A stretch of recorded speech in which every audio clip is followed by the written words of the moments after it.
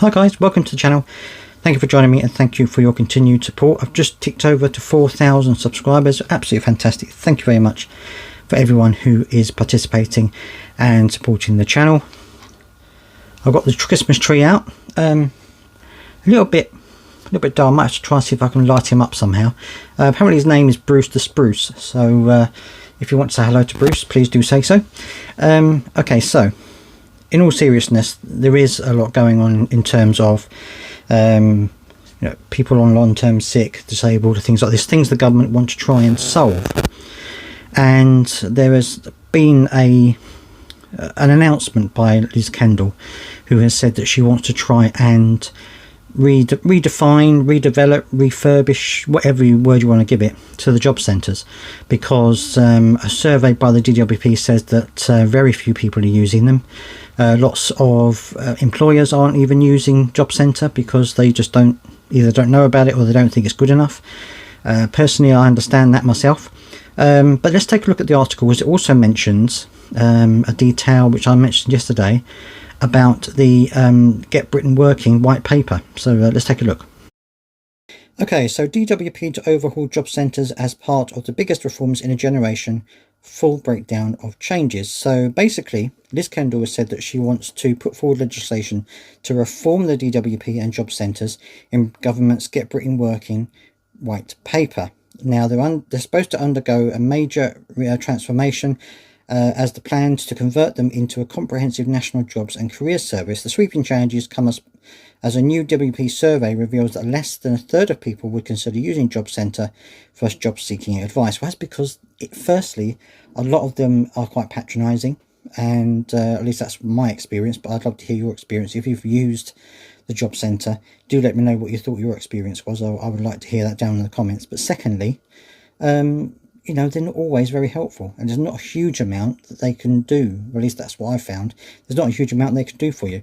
So very often you're better looking for jobs on your own.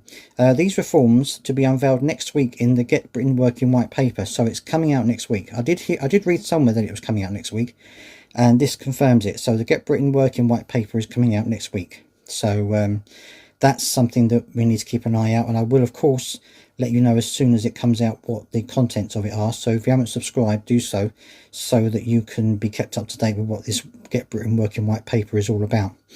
The aim is to shift job centres away from their traditional role as benefit administrators. Instead, they will become a modernised employment service offering career guidance and support to all members of the public. The overhaul represents a significant departure from the current one-size-fits-all approach, with plans to create a more personalised and digitally focused service.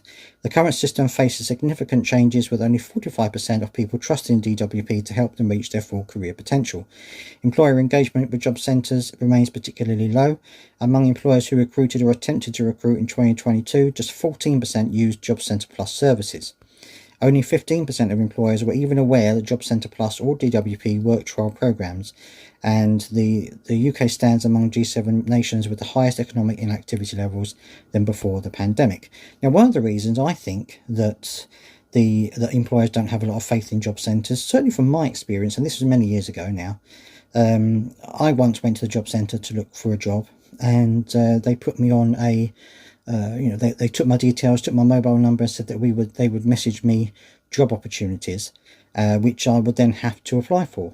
And on one occasion, I don't know if I've told this story before, on one occasion they sent me a message saying that we want you to apply for this role as a chef, and I have no cooking experience whatsoever, and they decided that I had to apply for this job. So I did apply for it, and I was honest about it. I don't have any cooking qualifications, and obviously didn't get the job. And it just seems like a waste of time, and it must be a waste of time for employers if this is happening regularly.